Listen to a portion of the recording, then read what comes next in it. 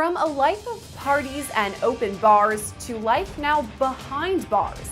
In the past week, P. Diddy has seen some major lifestyle changes. And now we're getting reports that Diddy isn't eating while in jail. The 14-page indictment lays out some pretty strong claims against Diddy, alleging he's guilty of sex trafficking, forced labor, kidnapping, arson, bribery, and obstruction of justice. Allegedly about other celebrities who are involved. People are talking about there's alleged tapes going around, and there may be more arrests. They're essentially saying it's a lubricant for an orgy.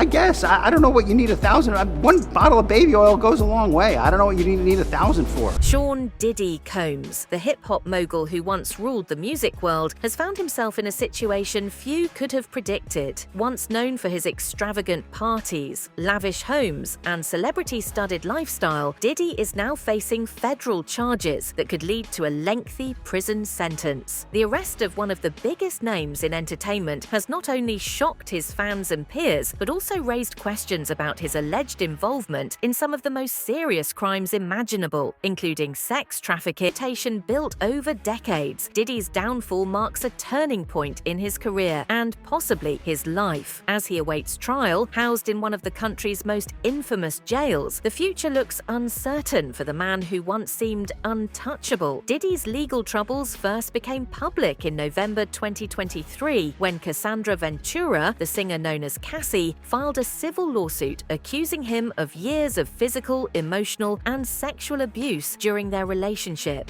Now, if you've been following our coverage of Sean Combs' criminal case here on Sidebar, you know that we have talked a lot about someone who could be a major witness at a trial, someone who is most likely cooperating with the government, someone whose allegations against Combs, I think it would be fair to say, make up a huge part of the current indictment. I'm talking about Cassandra Ventura, Cassie, Combs' ex-girlfriend. And remember, she sued him back in November of 2023 for sexual assault, battery, sex trafficking. This was among other claims. And that case ultimately started the ball rolling with more lawsuits filed against Combs and ultimately culminated with these criminal charges. In fact, there is an argument to be made that in Sean Combs' indictment for racketeering conspiracy, sex trafficking, transportation to engage in prostitution, she's allegedly victim one, who was allegedly sex trafficked by force, fraud, or coercion. There is an argument to be made that that is her. The case was settled quickly, but it opened the floodgates. Since then, 11 civil lawsuits have been filed against Diddy, all alleging various forms of sexual misconduct. The most serious of these claims, however, have now led to a federal indictment that could send him to prison for decades. In her lawsuit, Thalia, through her attorneys, sues Sean Diddy Combs, also known as the defendant, and another individual and other entities. The complaint alleges in part in the first cause of action that defendant Combs and another defendant committed a, quote, violation of New York City Victims of Gender-Motivated Violence Protection Act by viciously and violently forcing sexual contact, oral sex, and sexual intercourse on the plaintiff, end quote. In addition, the complaint alleges in the second cause of action that defendant Combs and another defendant committed a violation of New York civil rights law, quote, section 52-B, end quote, by, quote, raping plaintiff and recording it. Defendants caused plaintiff to be depicted in a video image, unclothed, and with intimate body parts exposed, and engaged in sexual conduct with another person, end quote. The indictment paints a disturbing picture of a man who allegedly used his fame, wealth, and power to create what the authorities are calling a criminal enterprise. According to prosecutors, Diddy not only personally abused women, but also involved others in a web of illegal activities. His associates, dubbed the Combs Enterprise in court documents, are accused of facilitating these crimes, helping him recruit women, organize secretive events, and silence those who threatened to expose his actions. Welcome back to Squawk Box. Carolyn Ellison has been sentenced now to 2 years in prison and ordered to forfeit $11 billion for her role in the fraud and conspiracy to FTX. Ellison was a star witness, you may remember, the prosecution of her former boyfriend, FTX founder Sam Bankman-Fried. The prison term was significantly stiffer, though, than the recommendation by the Federal Probation Department, which proposed 3 years of supervised release with no time at all behind bars. The judge praised Ellison for her extensive cooperation with prosecutors, but said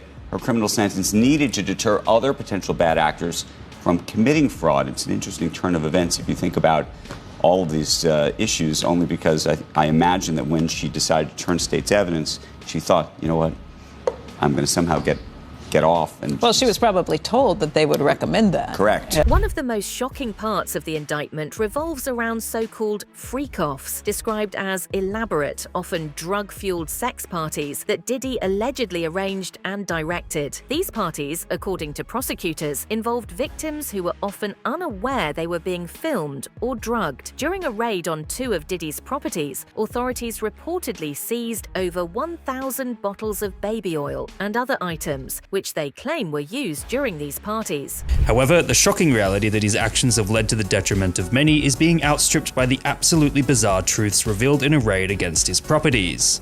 Not only is the man being charged as a criminal, but it appears he's incredibly weird.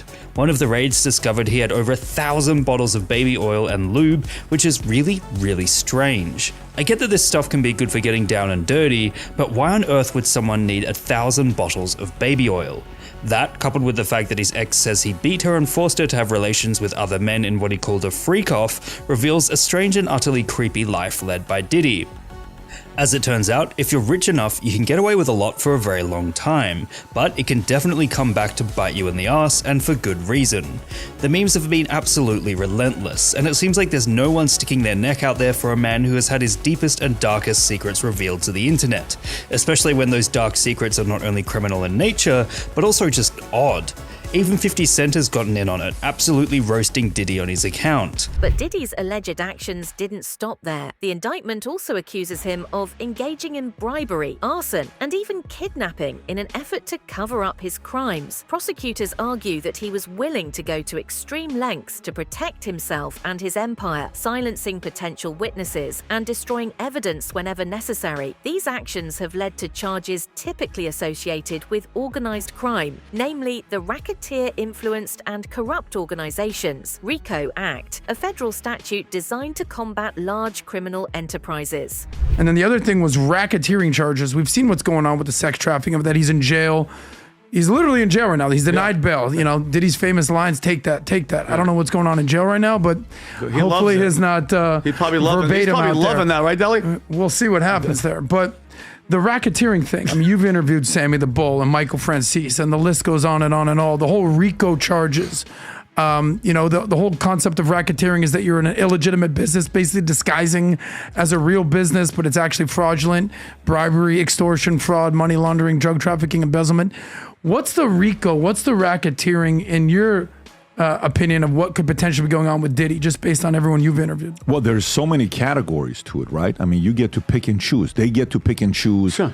The way they wrote this law allows them to go after people for different reasons. Okay, you pick and choose which one this is. He's in most of them. Yeah, he's in most of them. If you think about it, right, with the stories that's coming up. Since his arrest, Diddy's legal team has fought to secure his release on bail, offering up an extraordinary $50 million package that would have included strict conditions such as GPS monitoring, house arrest, and limitations on who he could interact with. However, the judge overseeing his case denied the request, citing concerns that Diddy might tamper with witnesses or otherwise disrupt the lead. Instead, Diddy has been remanded to the Metropolitan Detention Center, MDC, in Brooklyn, one of the most notorious federal jails in the United States. MDC has a long history of violence, overcrowding, and severe staffing shortages, making it a far cry from the luxury homes and private jets Diddy once enjoyed. In fact, some federal judges have refused to send defendants to MDC due to its dire conditions. MDC Brooklyn, which houses about 1,200 detainees with conditions reportedly so terrible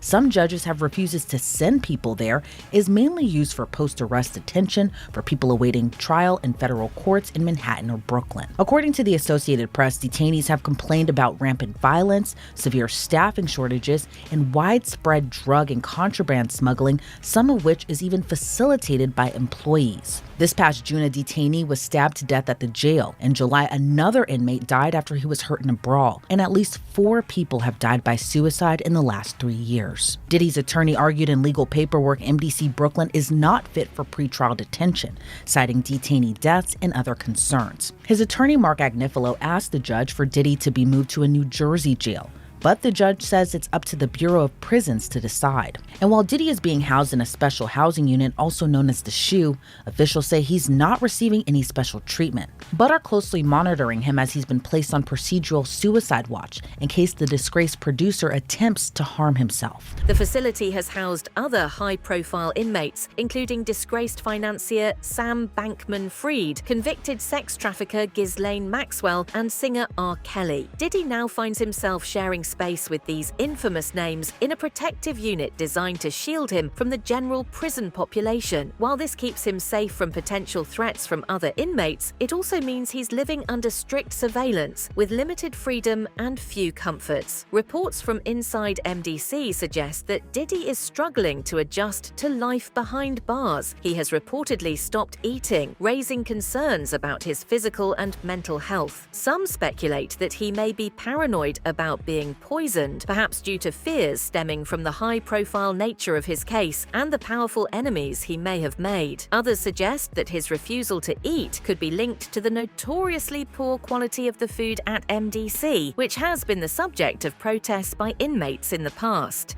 Meanwhile, there are other reports that Diddy has stopped eating. This could be because he isn't enjoying the food, but it also could be because he's paranoid that someone is out to get him and may slip poison into his food. But is that likely or even possible? And what are the perils of MDC, especially for a high-profile defendant like Diddy? Here's where we have to bring in criminal defense attorney Imran Ansari, who represented other celebs like 50 Cent or Harvey Weinstein. He says Diddy's arrest wasn't surprising. I think we all saw the writing on the wall with Diddy in terms of the civil case leading to a federal investigation. We saw the raids on his residence, and I think that the indictment that we see now wasn't so much a surprise, and it was something that we expected arrest was going to come down the line. Now he has been arrested, he's been denied bail, so he is behind bars in Brooklyn. And there's been a lot of articles about this. His attorneys are saying that the conditions there at MDC are horrific, horrendous. Diddy is currently housed in the Special Housing Unit, SHU, a section of the prison reserved for inmates who need to be kept away from the general population due to safety concerns. While this may provide some level of protection, life in the SHU is tough. Inmates are confined to their cells for 23 hours a day, with limited access to recreation, communication, or even basic human interaction. What would it look like for Diddy in this protective care unit, I guess? He's separated from general population, but what is his day-to-day like?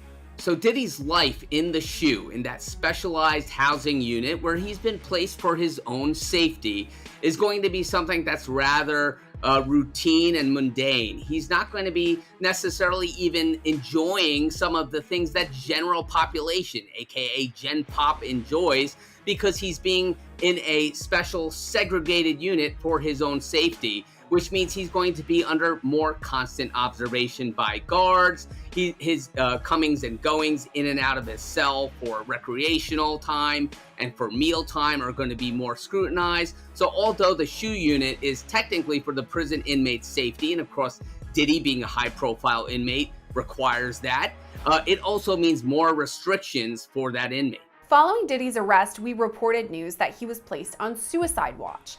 It's unclear whether he was actually suicidal or if this was just a safety precaution. But we do know a mental health professional visits his cell at least several times a day.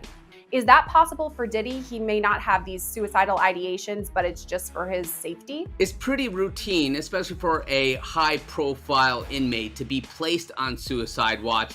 especially when they're going from a dramatic change from their life outside prison to a life inside prison, something that they may not be used to. MDC Brooklyn is notorious for its poor living conditions, especially for high-profile inmates like Diddy. The prison is overcrowded, understaffed, and plagued with violence. Inmates at the facility are often subjected to bland, carbohydrate-heavy meals that are served cold and sometimes even moldy. There have been multiple deaths at the prison in recent years, including suicides and fatal stabbings. So obviously, anyone who's behind bars is hoping to have a nice place to sleep, food, comfort, as you were saying. But is this place really dangerous? I know that they listed a couple of statistics that there had been several suicides, even potentially murders. So is it possible that he could be in danger? So he's in protective custody now in the SHU unit, but his lawyer, Mark Agnifilo, pointed out recent events in that prison, and MDC Brooklyn has been plagued with a lot of violent acts. It's been really criticized in terms of the conditions that prison inmates have to live with, and certainly Diddy would be facing potential dangers because a prison, by virtue of it being a prison, is not necessarily a good place to be. It's not a safe place to be, but particularly this facility is known to have a lot of problems in the last few years. His stay at MDC is a stark contrast to the lifestyle he's accustomed to. Gone are the lavish parties, private jets, and celebrity-packed events. Instead, Diddy's days now consist of basic meals, minimal recreation time, and the looming threat of further legal consequences. Let us know what you think in the comments. That's it for now. For more updates, hit the bell icon.